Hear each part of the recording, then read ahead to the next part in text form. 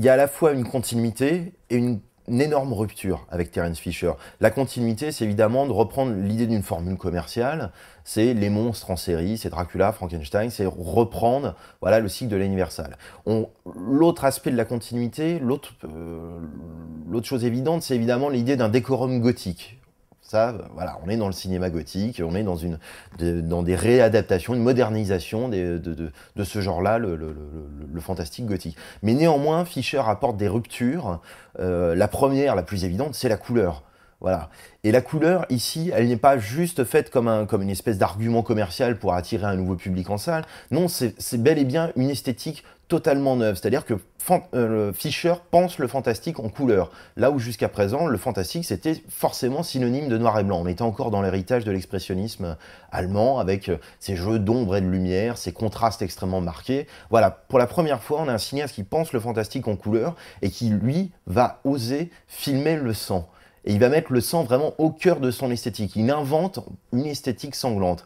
Alors, si on prend par exemple le mythe de Dracula, c'est grâce au sang qu'il va renouveler de fond en comble le mythe de Dracula.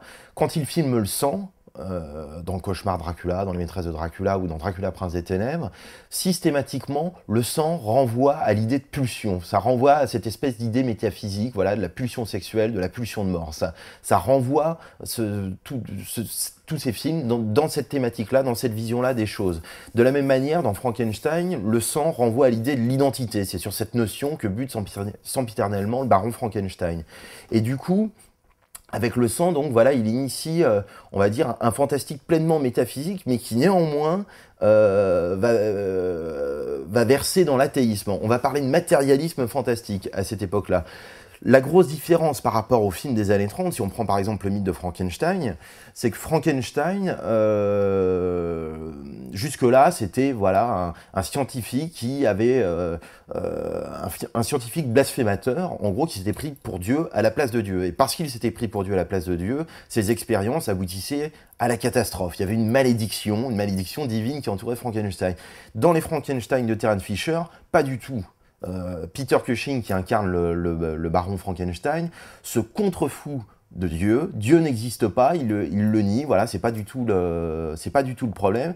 Le baron Frankenstein devient une espèce de surhomme nietzschéen, une espèce de génie qui est au-delà de la morale des hommes, parce que c'est un génie. Et du coup, il va buter sur son entourage, c'est-à-dire les médecins victoriens qui ne supportent pas les avancées que propose le baron Frankenstein, ou alors, enfin, la société victorienne en général. Et ça, c'est la grande différence par rapport aux films des années 30, c'est que les films des années 30 nous proposaient une espèce de Transylvanie, d'opérette totalement réinventée, totalement fantasmée.